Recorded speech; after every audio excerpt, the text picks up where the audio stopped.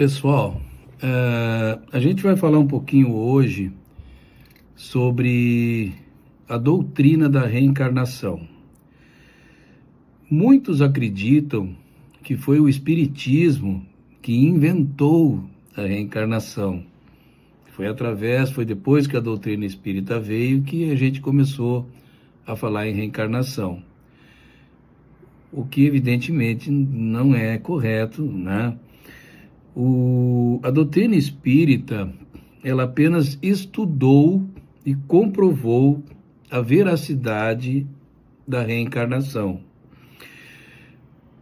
Foram os próprios espíritos, através das suas manifestações, que vieram dizer que não tinham morrido, que a vida continuava e que eles estavam vivendo numa outra dimensão, muito parecida com a vida que eles tinham na Terra.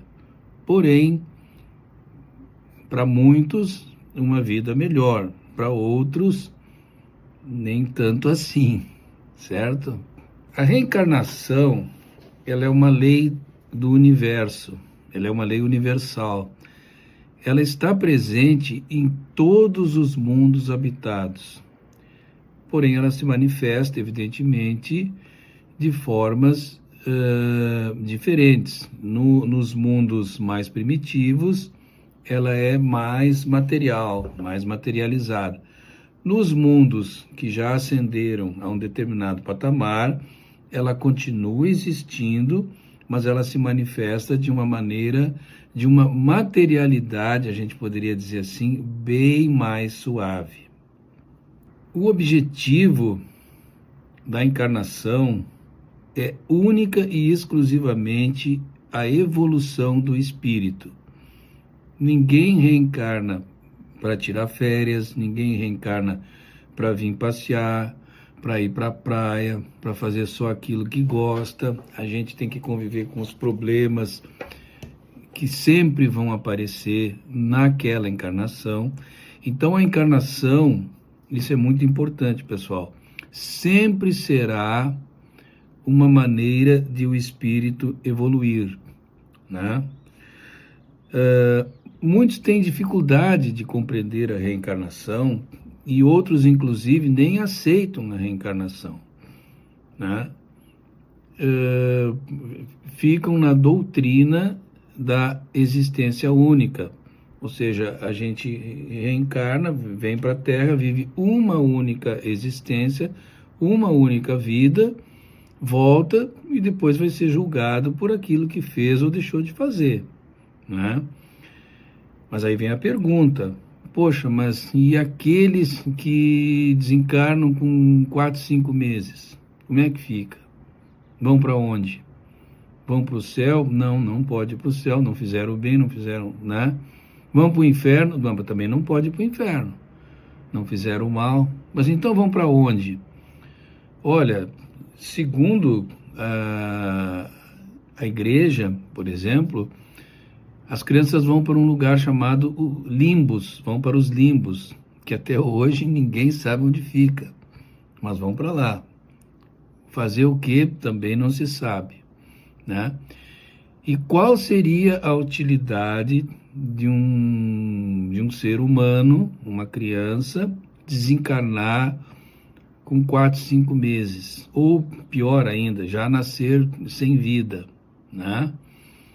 Então vocês vejam que por trás disso deve haver coisas que nós não estamos conseguindo entender, não estamos conseguindo alcançar. Nenhuma filosofia até hoje conseguiu explicar por que uns têm que nascer rico e outros pobre. Por que uns têm que nascer com saúde e outros com todas as deficiências, com todas as dificuldades, né? Por que pessoas têm que nascer com deficiência mental? São explicações que nenhuma filosofia conseguiu dar até hoje. Todas elas que tentaram não conseguiram. única e exclusivamente através da reencarnação que a gente consegue começar a ter uma pequena luz sobre esses problemas, né? Então, o que acontece? A pessoa fez o mal, a pessoa prejudicou, a pessoa impediu a evolução, o progresso de vários outros espíritos que estavam na oportunidade reencarnados com ele. E então, quando ele retorna, é evidente que ele não vai retornar numa situação boa, nem poderia, né? Estaria havendo uma injustiça. Ele vai retornar numa situação difícil, vai passar trabalho, provavelmente ele vai sofrer o que impôs aos outros, o que ele fez os outros sofrerem na encarnação passada, provavelmente ele vai sofrer nessa encarnação. Mas isso tem que ser entendido de uma forma que não é assim. Muita gente, a lei de Talião, olho por olho, dente por dente. Não é isso. O sofrimento, ele pode se manifestar de várias formas, né? Então, não necessariamente tem que ser exatamente igual. Ele matou a pessoa com um tiro. Então ele tem que morrer com um tiro. Não é assim que funciona, né? A vibração da pessoa receber um tiro provavelmente ele vai sofrer uma vibração parecida, mas não necessariamente tem que ser por um disparo de arma de fogo, certo? E isso é uma coisa que muita gente tem dificuldade de entender, né?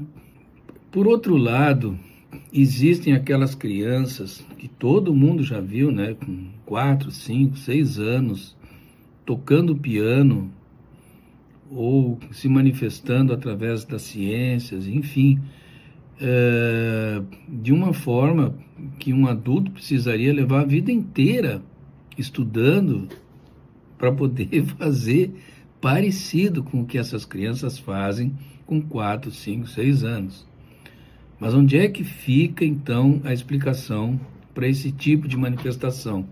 Só pode estar nas existências anteriores, onde ele certamente, aí não tem mais ou menos, ele certamente foi músico, desenvolveu habilidade, e não foi um músico qualquer, foi um grande músico, né?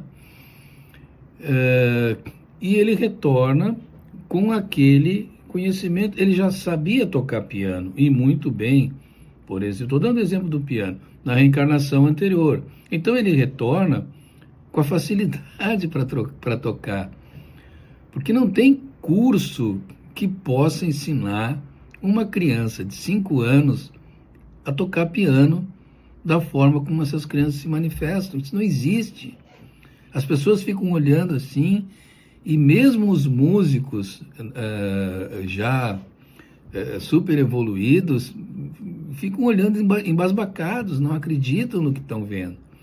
É simplesmente a manifestação, eu vou dizer melhor, é simplesmente a materialização da reencarnação. É só através dela que a gente consegue explicar uma situação dessas.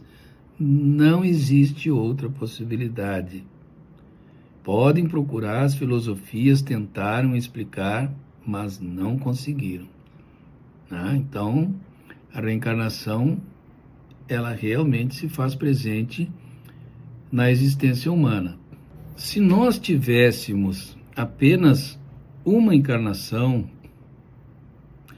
a gente poderia dizer que Deus não seria nem justo, nem bom, porque a diferença entre os homens numa mesma encarnação é muito grande, né? Uns vivem uma vida inteira de muitas facilidades, alegrias, dinheiro, poder, enfim, e outros na miséria absoluta. Então, por que Deus haveria de escolher uns para dar tudo e outros para não receber nada? Não tem lógica nisso aí. E aí fere o quê? O princípio fundamental. Deus é infinitamente bom e Deus é infinitamente justo. Vejam, isso não pode ser manifestação de Deus, porque se fosse, não seria dessa forma. Ou todo mundo seria infeliz, ou todo mundo seria feliz. Não tem outra possibilidade. Agora, uns bons e outros não dá. Não é justo. Certo, pessoal? Deixa eu ver o que mais eu anotei aqui. Muito importante também, às vezes a pessoa está sofrendo e nessa existência ela é uma pessoa legal, uma pessoa boa, não fez nada de ruim, não prejudicou ninguém. E aí ela para e começa a se perguntar, poxa, mas por que eu estou sofrendo desse jeito? Qual é o objetivo desse sofrimento? O que eu estou colhendo com isso? Eu sou uma pessoa boa, não prejudico ninguém, ajudo a todos aqueles que eu posso e continuo sofrendo. Então vem a possível explicação. Se o sofrimento, as aflições não estão nesta existência, certamente estão em existências anteriores. São frutos que nós estamos colhendo de coisas erradas que nós fizemos no passado. Ah, Cláudio, mas eu não me lembro. Levante as duas mãos para cima, as duas, e agradeça pelo fato de não lembrar.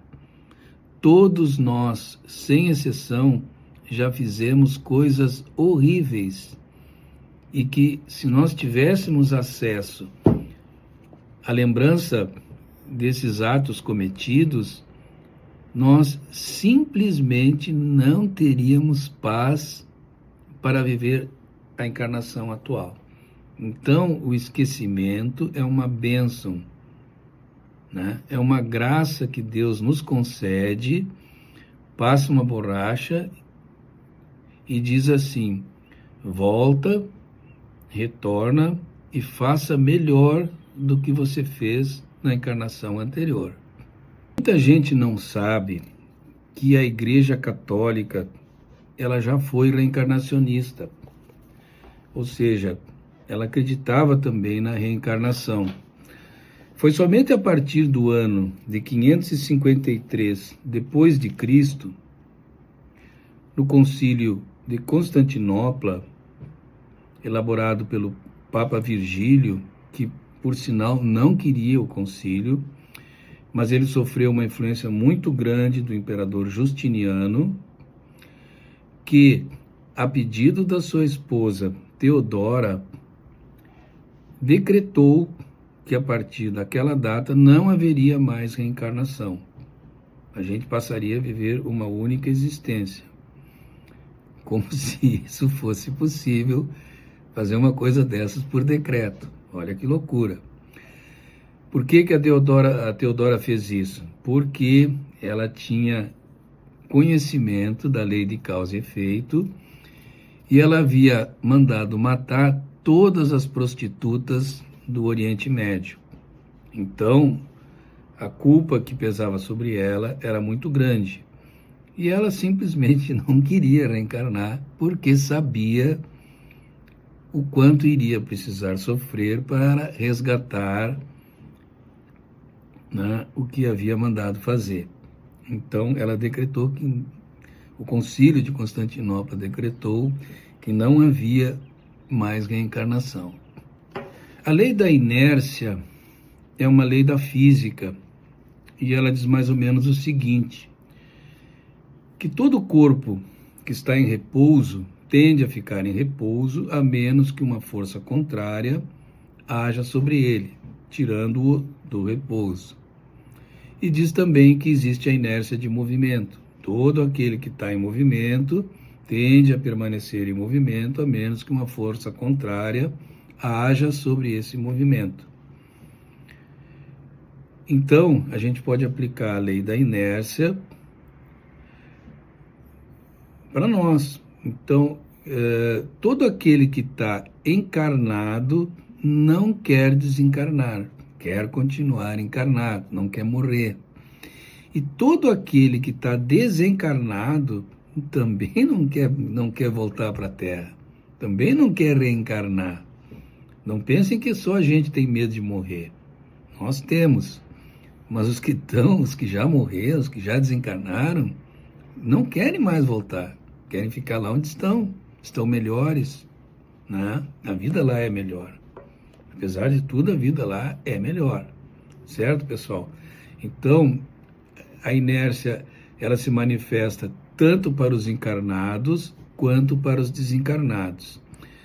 E também é preciso saber que através das encarnações, a gente já foi pobre, já foi rico, já foi escravo, já foi senhor, já foi negro, já foi branco, já foi homem, já foi mulher. A gente já viveu inúmeras experiências, né? Porque ninguém reencarna só para ser escravo, assim como ninguém reencarna só para ser senhor. A gente precisa passar pelos dois lados, e é justamente o que acontece, né? Então, todos nós já tivemos inúmeras experiências boas, médias e muito ruins, no sentido de muito sofrimento, né? E para finalizar, eu gostaria de dizer o seguinte: ninguém reencarna para se suicidar, por exemplo. Ninguém reencarna para ser assassino, para tirar a vida de alguém. Mas então por que isso acontece? Acontece porque o livre-arbítrio é respeitado em todos os planos da criação, né? Uma vez que o livre-arbítrio é respeitado, a gente faz da nossa encarnação aquilo que a gente quer. Então a gente pode dizer assim: nós somos juízes de nós mesmos. Ninguém vai nos julgar, nós mesmos vamos fazer o nosso julgamento, né? Isso é muito importante saber. Uma vez que o livre-arbítrio é respeitado, se a pessoa quiser se suicidar, paciência, ela vai colher aquilo que está plantando, conforme Jesus já havia nos ensinado. A cada um será dado segundo as suas obras. Ele não falou isso aí por acaso. Ele já tinha um conhecimento fantástico sobre a lei de causa e efeito. Então é isso, pessoal. A reencarnação é uma lei, ela existe, embora muitos não acreditem, né? Mas as leis, elas se manifestam independente da nossa vontade. Eu posso não acreditar na lei da gravidade, mas se eu pegar essa lapiseira e largar, a lei da gravidade se cumpriu, agiu sobre a lapiseira. Sobre a reencarnação, a mesma coisa. Nós vamos voltar, acreditando ou não. Certo? Um grande abraço a todos.